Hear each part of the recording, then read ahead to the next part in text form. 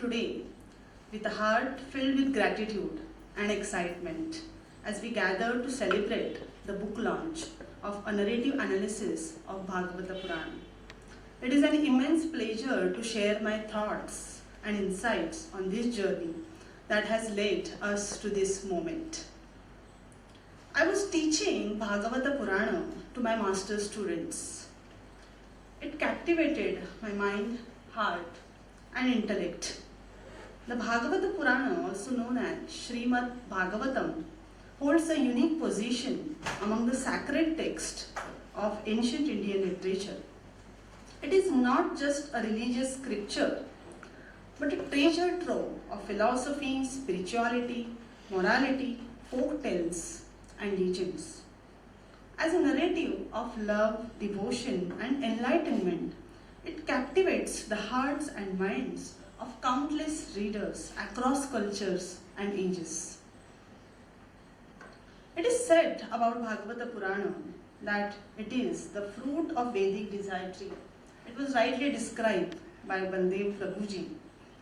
So it is said that Nigama Kalpa Taroho Galitam Phalam Shuka Mukhat Amruta Drava Sanyutam Pibata Bhagavatam Rasamalayam Muhu Aho Rasikaha Bhuvi Bhavikaha.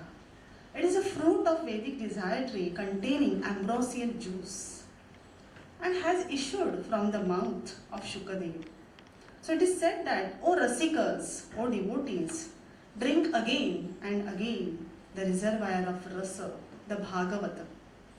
Bhagavata Mahatmya says that Bhagavata is the essence of Vedas and Upanishads. Bhagavata is considered as the fruit of Vedic tree. Now there is rasa, that is essence, in each and every part of the tree, but it can be tasted only through the fruit. So Bhagavata is that fruit. So the rasa of the Vedas, Upanishads can be tasted through Bhagavata alone. Taittiriya Upanishad says, Raso vai saha. Here rasa is nothing but the ultimate reality, that is Brahman. Lord Krishna is not just avatar in Bhagavata Purana, but he is observed as Purna Brahma, absolute Brahman in Bhagavata. Bhagavata Purana is a rich treasure house of narratives. There are series of connected narrations with different occasions, different narrators, as well as audiences. The chain of narrators is employed to link different narrations in the same thread. Bhagavata can be called as a grand narrative. It has very complex narrative structure. Vyasa is considered as a traditional author of all the Puranas. Sutta is addressing seers of Naimisharanya. At each narrative level, there is change in narrator as well as the audience. Thus, there are several signs of oral narratives in the text. This factor has retained certain folk elements in Bhagavata Purana in the midst of philosophy. As a significant feature of oral narrative, there are ample techniques used to arouse the interest of the listener, that is Shrotru, to teach philosophy and morals. Analysis of Bhagavata Purana ऐसा इस पुस्तक का शीर्षक है। इसकी प्रेरणा तो मुझे मिली है जब मैं अध्यापन कर रही थी भागवत पुराण के बारे में। तो भागवत पुराण का अगर हम अध्ययन करते हैं तो हमें दिखाई देता है कि कृष्ण चरित्र यही उसका मध्यवर्ती बिंदु है। कृष्ण चरित्र तो हम कई सालों से, कई पीढ़ियों से सुनते आए हैं। कृष्ण लीलाएं जो है वो हम सुनते हैं, किंतु केवल अद्भुत कथाएं या चमत्कृति इतना ही मान के हम छोड़ देते हैं और फिर उस पर एक टीका भी होने लगती है, जैसे कि ये तो सिर्फ अद्भुत कथा ही है, इसमें से क्या लेना देना, क्या ये आधुनिक काल से सुसंगत है, क्या ये तर्कसंगत है। तो यह जो पुस्तक है वो वही प्रयास है कि भागवत पुराण में जो कृष्ण चरित्र है, कृष्ण लीलाएं है, उनका अर्थ क्या है। अभी ये अर्थ हमें अलग अलग स्तरों पर दिखाई देता है। सामाजिक अर्थ भी है, तत्वज्ञानिक अर्थ दिखाई देता है, मानसशास्त्रीय हम अर्थ देख सकते हैं। ऐसे विभिन्न अर्थ जो है वो इसकी कथनात्मक मीमांसा करके प्रस्तुत किए गए हैं। जैसे मैंने उदाहरण के तौर पर प्रस्तुत किया कि पूतना का जो वध हुआ है बालक कृष्ण के द्वारा, अभी ये जो पूरा प्रसंग है वो हम सुन के एक रोमांचक कथा ऐसे सुन के छोड़ देते हैं, अपितु ये पूतना कौन है। और भागवत जो कहता है कि पूतना को तो मोक्ष मिल गया, पूतना को सद्गति मिल गई, फिर ऐसा क्यों है? क्या भागवत कहना चाहता है? फिर पूतना के मन में भी कोई परिवर्तन हुआ था क्या? भले ही वो आई थी कृष्ण का वध करने के लिए, कंस ने उसे भेजा था, फिर बाद में क्या उसके मन में परिवर्तन हुआ? तो उसका मनोवैज्ञानिक विश्लेषण जो है वो ज़रूरी है। तो उस मनोवैज्ञानिक विश्लेषण में ये दिखाई देता है कि पूतना जब अपना स्तन्य कृष्ण को देती है, उसके मन में परिवर्तन होता है। उसे लगता है यह अद्भुत बालक है, उसमें ममता जाग उठती है और वह एक हम कह सकते हैं माता बन जाती है।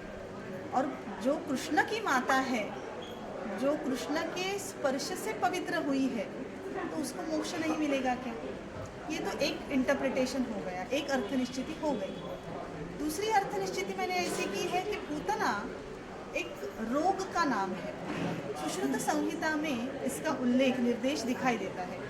पूतना ये जो है वो स्तन्य से ही फैलने वाला एक रोग है। और पूतना का जो उल्लेख निर्देश है भागवत पुराण में, वो भी बालघातिनी, बालग्रही ऐसे किया गया है। तो दूसरा भी एक एंगल जिसे हम कह सकते हैं, दृष्टिकोण, वो भी दिखाई देता है कि Balagrahi means there was a belief on Balagrahis. एक लोक कथाओं का जो एक लोक कथाएं या फिर बिलीफ सिस्टम जो होती है लोगों की, उसमें बालग्रहों पर बहुत श्रद्धा दिखाई देती है। इसलिए जब भी बालक का जन्म होता है 5वें दिन या 6ठे दिन हम कुछ ना कुछ रिचुअल्स जिसे करते, बहुत सारी विधियाँ करते हैं, क्योंकि किसी की बुरी नज़र ना लगे या फिर दुष्ट शक्तियों का स्पर्श न हो। तो ऐसी भी कोई पूतना हो सकती है, इसका भी हमें एक निर्देश मिलता है। सो पूतना वध जो है वो पूतना मोक्ष ऐसे दिखाई देता है भागवत पुराण में। And then I have tried to interpret Putana episode from multifarious angles. So like this in this book different episodes are analysed, like birth of child Krishna, Krishna जन्म जो है वो भी बहुत सारी चमत्कृतियों से भरा है। पूतना मोक्ष तो मैंने आपको बताया। फिर यमलार्जुन जो है उनको भी उखाड़ दिया था कृष्ण ने। एक छोटा बालक है, वह जो है वो वृक्षों के बीच में से गुजरता है और वो बृहद जो वृक्ष है वो उनका उन्मूलन हो जाता है। तो उनका अर्थ क्या है? फिर बहुत सारे अलग अलग राक्षसों का वध किया, जैसे तृणावर्त है, वत्सासुर है, बकासुर है, आघासुर है, धेनुकासुर। तो उस कहानियों का मतलब क्या है? कालिया मर्दन तो हम जानते हैं, कालियाना। फिर उसका जो इंटरप्रिटेशन इस बुक में मैंने किया है वो सामाजिक दृष्टिकोण से किया है कि, और एक अलग भी दृष्टि दिखाई देती है, जैसे हम अभी एनवायरमेंटल एस्पेक्ट को बहुत महत्वपूर्ण मानते हैं, पर्यावरण दृष्टिकोण। क्योंकि कालिया ने पूरा जो एक वाटर रिजर्वायर था, एक जल स्रोत जो था, वो पूरी तरह से बिगाड़ दिया था। सामान्य लोग जो है, सामान्य जो है वो उसका उपयोग नहीं कर पा रहे थे, वो कृष्ण ने उसे मुक्त कर दिया। So he comes as a folk hero also. एक लोकनायक के मतलब लोकनायक के रूप में भी कृष्ण सामने आता है। उसमें स्पिरिचुअल मीनिंग तो है ही, आध्यात्मिक मीनिंग तो है ही, दिखाई देता है। भागवत की हर एक कथा में आध्यात्मिक अर्थ है, उसके बावजूद कौन कौन से अर्थ है ये हम देख रहे हैं। फिर गोवर्धन पर्वत को उठाना, एक ही उंगली पे वो उठाते हैं, उसका क्या अर्थ हो सकता है, ये भी मैंने इस पुस्तक में बताया है। फिर गोपी चीरहरण और रास पंचाध्याय, ये महत्वपूर्ण बहुत ही प्रसंग है, क्योंकि इसके ऊपर बहुत सारी टीकाएँ हमें उपलब्ध होती है, टिप्पणियाँ की जाती हैं कि अश्लील प्रसंग है। लेकिन फिर अगर हम भागवत पढ़ेंगे तो दिखाई देगा कि ये जो प्रसंग लिखे गए हैं या कहे गए हैं, कथन किए गए हैं, वो आध्यात्मिक दृष्टिकोण से ही कथन किए गए हैं।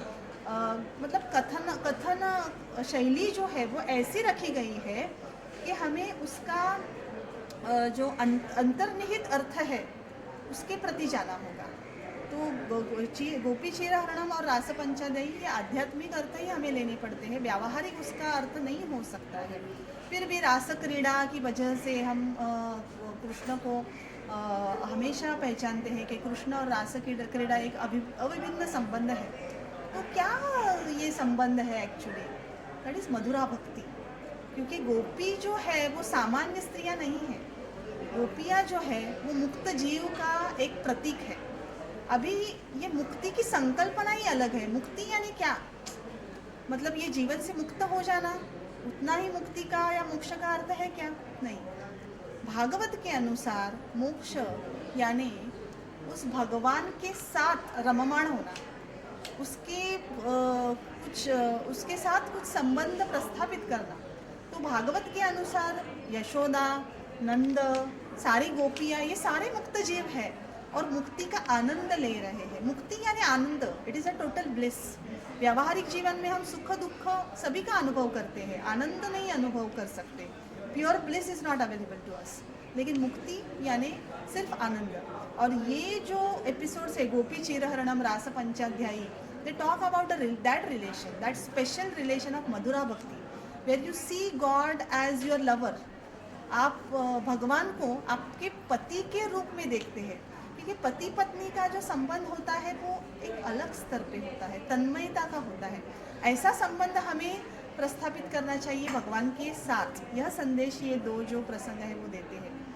फिर कुब्जा का प्रसंग भी यहाँ पे बताया है। रुक्मिणी स्वयंवर एक प्रसंग जो है उसका मैंने एकनाथ का जो एकनाथ जी जो है जिनका महाराष्ट्र के वारकरी संप्रदाय में बहुत महत्वपूर्ण स्थान है, तो एकनाथ जी का रुक्मिणी स्वयंवर नाम का ग्रंथ है।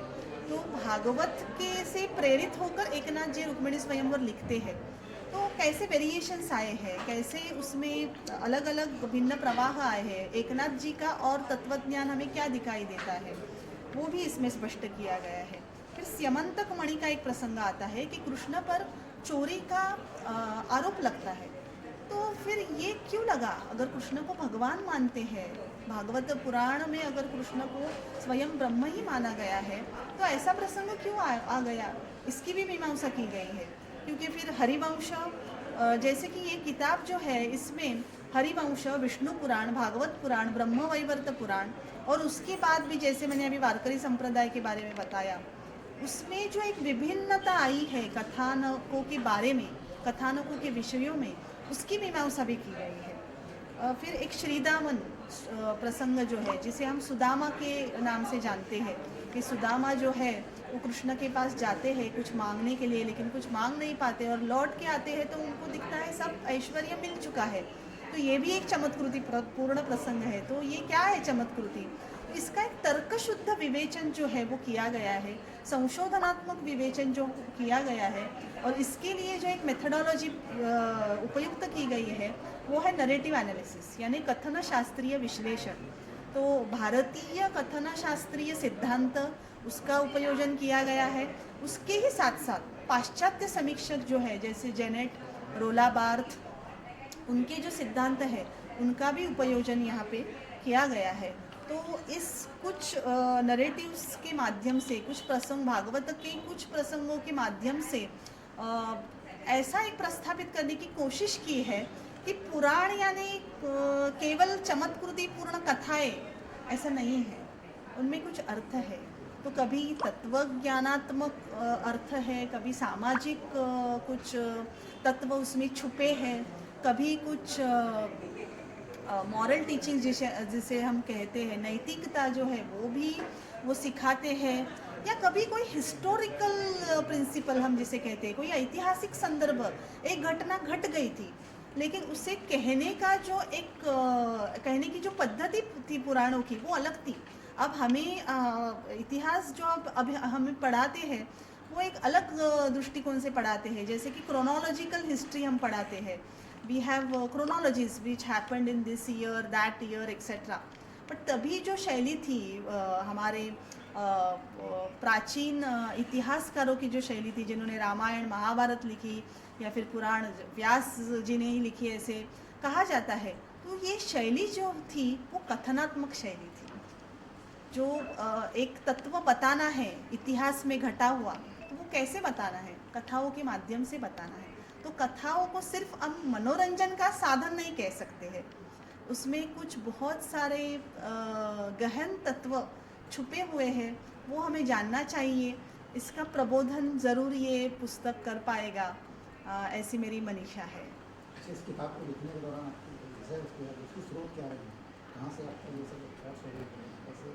मेन सोर्स तो था भागवत पुराण, फिर उसके ऊपर बहुत सारे व्याख्याएं लिखी गई है, जैसे कि अद्वैत, द्वैत, विशिष्टाद्वैत, शुद्धाद्वैत, अचिंत्य भेदाभेद, इन सभी संप्रदायों के आचार्यों ने इस पे व्याख्याएं लिखी गई है। तो इन व्याख्यानों का तो मैंने आधार लिया ही है। फिर हरिवंश, विष्णु पुराण, ब्रह्मवैवर्त पुराण और कुछ अलग अलग जो ग्रंथ है उसका भी एक स्रोत आधार उपयुक्त किया गया है।